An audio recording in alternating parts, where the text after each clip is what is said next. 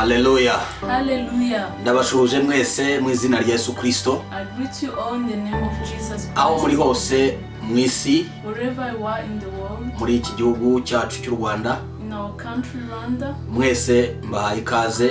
all of you, I welcome you muri uyu mwanya w'ikiganiro cy'ijambo ry'Imana. in this time of sharing the word of God.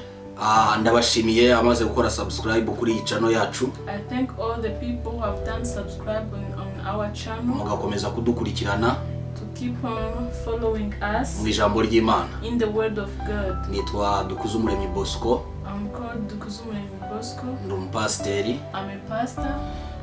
Nifuje ko tuzajya tuganira ijambo ry'Imana. I want to share the word of God with you. Rifite insanganyamatsiko ivuga ngo imbaraga z'amasengesho zihindura ibintu. Which has a theme as the power of the prayers which changes things. Iyo nyigisho izajya inyuraho kuwa kane saa moya. That teaching will be coming here, will be appearing here at 7. Saa moya. Ndabararikira kuzajya mugerageza kurikurikirana. I encourage you to follow this route. Rizaba ari ijambo rigufasha ry'ubuhanuzi ry'umunsi ugomba kugenderamo.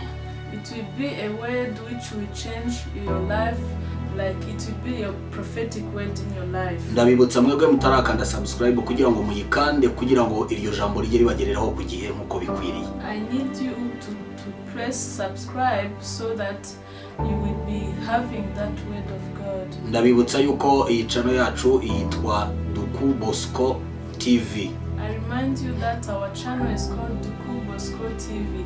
Duku Bosco ni ijambo rifatanye, Duku Bosco bifatanye, hanyuma ugacishamo akanya ukandikaho TV, hanyuma ugakurikirana inyigisho kuri iyi channel yacu. It is in one word, which is Duku Bosco, and you will press on that and you will follow the word of God. Reka dusome ijambo ry'Imana. Let us read the word of God. Dusanga mu gitabo cya Matayo, which is in Matthew, ibice 19, chapter 19. Turasoma duhereye ku murongo waho wa 26, niwo murongo wonyine turi busome. We will read one verse which is 26. Reka dusome mu izina rya Yesu.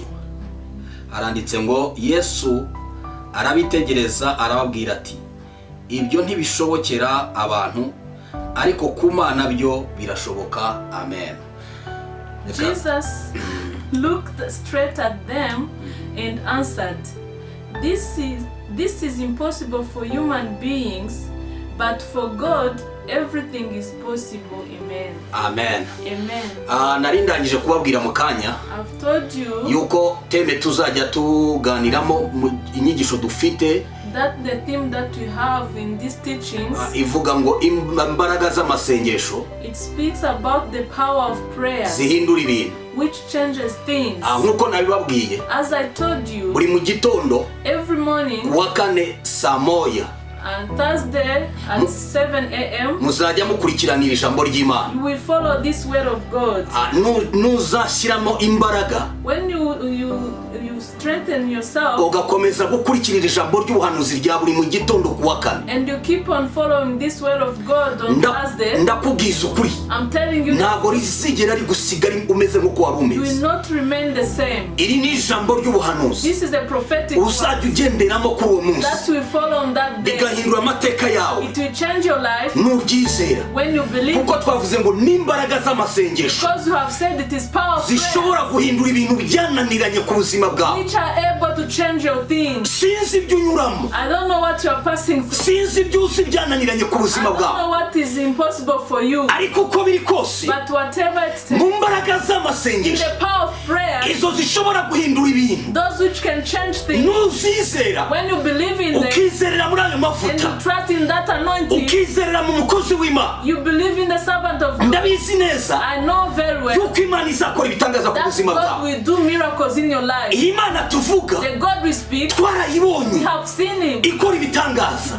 doing miracles. twarayibonye We have seen him ihindura ibintu, changing things, ibintu byananiranye things which were impossible. Imana ijya abasha kubihindura bigashoboka. God can make them to be possible. Ndashaka kukubwira kimwe neda. To tell you something. Ni wizera imbaraga z'Imana. When you believe the power of God. Ni wizera imbaraga ziri mu ijambo ry'Imana. When you trust the power which is in the word of God. Ni wizera imbaraga z'ururimi z'ubuhanuzi. When you trust the power of tongue. Imana izahindura ibintu byananiranye ku buzima bwawe. God will change impossible things. Imana izahindura ibintu byananiranye ku buzima bwawe. God is going to change impossible things in your life. Hallelujah. Hallelujah. Sinzi cyabaye ingutu ku buzima bwawe cyanze gucika. I don't know what is hard in your life. Ariko mu mbaraga z'amasengesho. But in the power of prayer. Izo zihindura ibintu. Those which changes things. Imana ibasha gucagagura buri mugozi wose wabaye wananiranye ku buzima bwawe ugahinduka undi muntu. God can break every chains in your life and you become someone which is a new creature. Dusomye ijambo ry'Imana. We have read the word of God. Muri Matayo ibice 19. In Matthew 19. Umurongo 26. Chapter verse 26. Yesu arababwira ati. Jesus told them. Mbese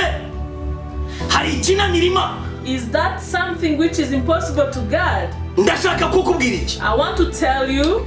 Abantu bwabo. The people. Baravugaga ngo mbese ibyo bintu birashoboka. They were saying, is this thing possible? Ese byashoboka gute? Can it be possible? Ariko Yesu arababwira ngo. But Jesus. Nta kintu na kimwe kibaho kinanira Imana. Nothing is impossible to God. Ndashaka kukubwira mwene da. I want to tell you. Nta kintu na kimwe kiri ku buzima bwawe gishobora kunanira Imana. Nothing is impossible before the Lord. Nta kintu na kimwe muri ubu buzima kinanira Imana. Nothing is impossible in your life before God. Hallelujah. Hallelujah. Imana ni Imana ishobora byose. God is a God who is able. He is able. Hari umunsi umwe. There is one day. Nari ndi ku rusengero. I was at the church. Mbona bazanye umwana w'umukobwa. I saw people bringing a girl. Bamufashe mu ntoki. Carrying him in their arms. Araza yicara aho ngaho turi mu materaniro. So she sat there.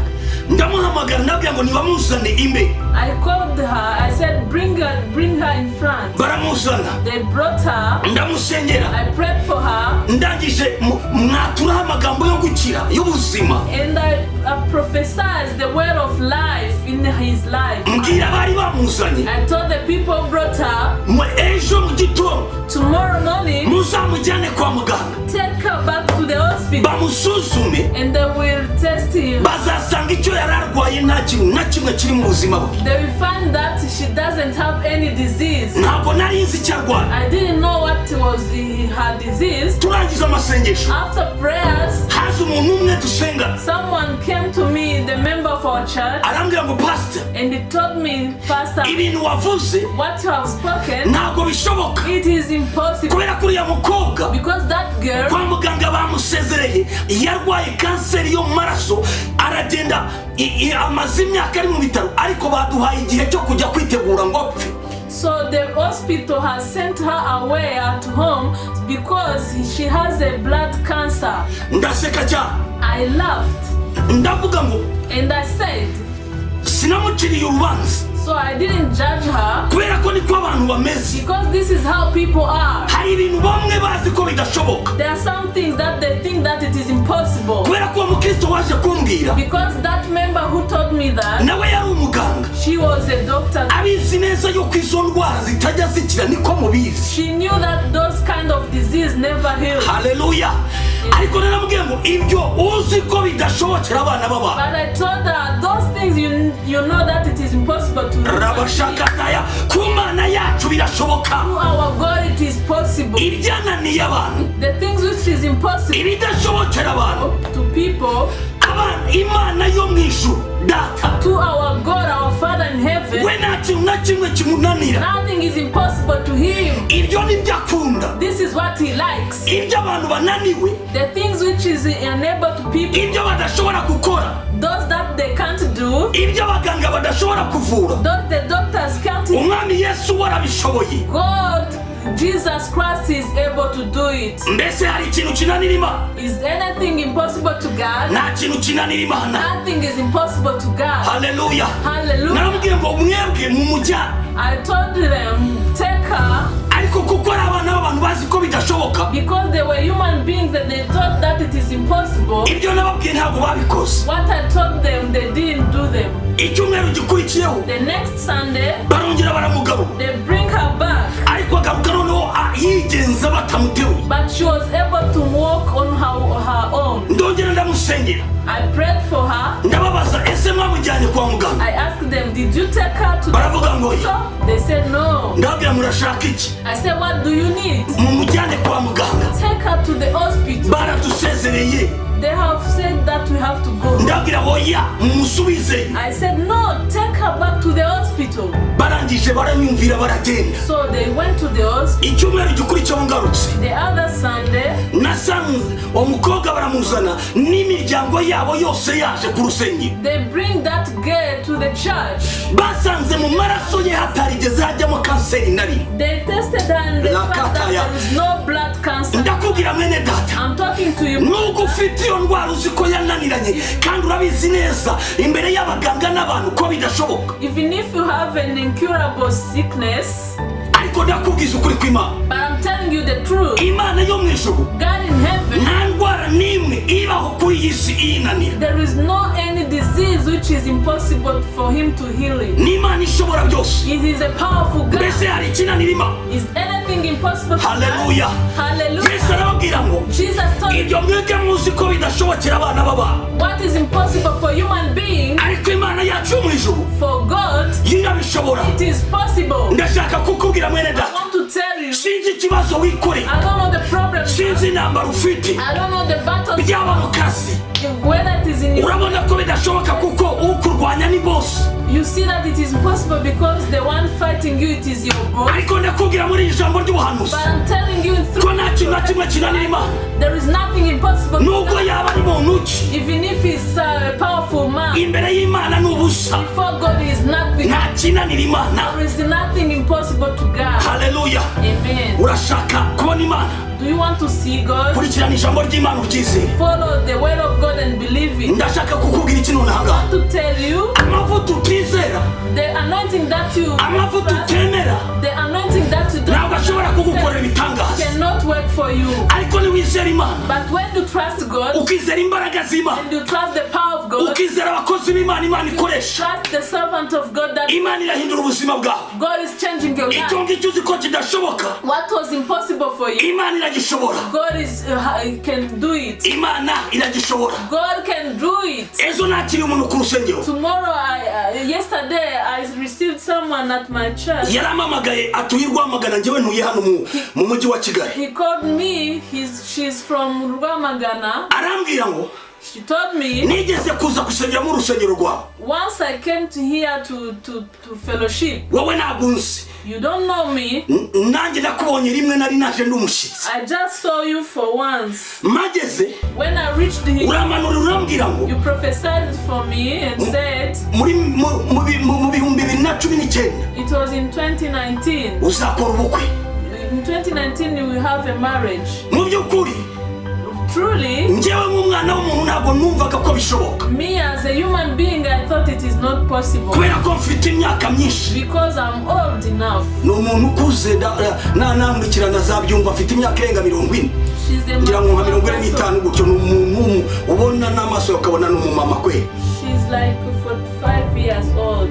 kandi urambwira And you told me uzashakwa n'umwana w'umujene. you will have a young husband. Haleluya. Hallelujah. Ibyo ngibyo 2019 naje kukubwira yuko byabaye, ariko noneho nje gusaba umwana kuko ntawe ndabona. So you told me that in 2019, but now I've not got a child. I come to you. Icyo gihe ejo naramusengeye ndamwambira ngo ugiye kubyara umwana ushaka, kandi ibyo nibiba azaza bibabwire ubwabo, kuko nta kintu na kimwe kinanira Imana. Niyo waba ufite imyaka 80 ubasha kubyara. Narambwiye ngo niyo yaba ari nyababyeyi yavuyemo, Imana yifite ukuntu yakwiranja umwana akongera akabaho akajyamo, nta kinanira Imana uko byamera kose. I told her that that she's going to have a baby, because whether she has 45 years or even 80, me, I know that in God everything is possible. wenda wani ufite 45 ufite 30 Maybe you have 30 years old, ariko urabona bidashoboka but you think that it is ariko possible. ndagutangariza ngo birashoboka But I'm telling you, it is possible. birashoboka It is possible. ibyo ngibyo ubona ko bidashoboka birashoboka What you think it is impossible. akira izo mbaraga z'ubutware bwo gushoboka Receive the power of akira izo mbaraga z'amasengesho zihindura ibintu ku buzima bwawe Receive the power which changes things. akira izo mbaraga zihindura ibintu Receive the power which changes things. nta kintu kinanira imana Nothing is impossible to God. haleluya Hallelujah. ahari aho ngaho wowe Maybe umaze imyaka kwa muganga bakubwiye ko bidashoboka you think that it is not possible because of. ariko ndagutangariza muri aka kanya But I'm telling you, rakata y'amashetebo imbaraga z'imana zihindura ibintu ku buzima bwawe the power of God will change things in your life. zirashobora kubihindura muri aka kanya It is going to change your zirashobora life. gukora ibitangaza ku buzima bwawe It is going to do miracles in wowe your life. unyumva aho uri hose You who is hearing me, wowe unyumva aho uri hose kuri iyi si wherever you are in this world, hamwe n'ikikuremereye because of what it is hard in your life, hamwe n'ibyo ubona ko aba n'abantu batashobora because of the things that you think that it is. hamwe abaganga bananiwe The doctor says no. ababyeyi bawe barabinaniwe Your parents can't do buri it. muntu wese ntabishoboye Anyone cannot do it. ariko ndagutangariza muri aka I'm kanya telling you this time, imana data wa twese God in heaven we ashoboye buri kimwe cyose is able. ibyo byakunaniye What is ibyo impossible? byananiye abantu What is impossible? imana yacu irabishobora Our God can do it. imana yacu irabishobora God can do muri it. izi mbaraga z'amasengesho zihindura ibintu This power of ndasenga mu izina rya yesu kristo I pray in izi Jesus. mbaraga zigenda zigusanga wowe Let your nkurikirana power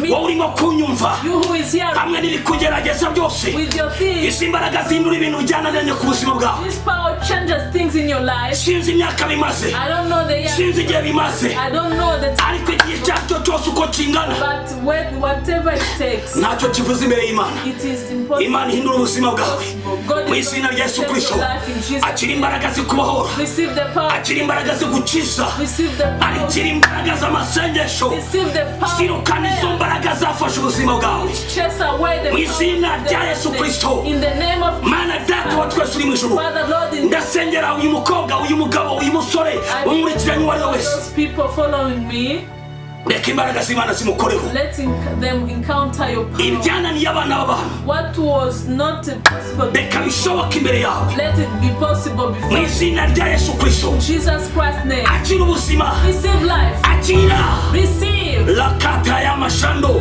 roketika y'abana twaformema imbaraga z'imana zibe ku buzima bwawe Power of God be kandi upon zihindure you. byose byananiranye And change your koko nta kinanira imana because nothing is impossible. nta kintu na kimwe cyananira imana Nothing is impossible. ndagutangariza ngo nta kinanira imana Nothing is impossible. imana ibaho umugisha May the Lord bless you. ukomeze gukurikirana ijambo ry'imana Keep on following the kandi word muryizereremo and believe in it. ndagusaba utarakora subscribe kuri iyi channel You have not done subscribing to this channel. uyikandeho kugira ngo ujye ubasha gukurikirana ijambo ry'imana buri kuwa kane saa moya za mu gitondo Do it imana so that ikugirire you neza can follow the word of God every Thursday 7 a.m. in the morning. kandi mwese mwabashije gukora subscribe imana ibaho umugisha And the Lord bless you for you who have already done the subscribe. namwe mukora share kugira ngo musangize abandi ubutumwa bwiza And those who do share this word of God, ndabizi ko imana itazabakurira amahoro I know God will do something great in niba your ufata life. umwanya ungana n'iminota 5 ugafata ijambo ry'imana wabonye ukagenda uryoherereza bagenzi bawe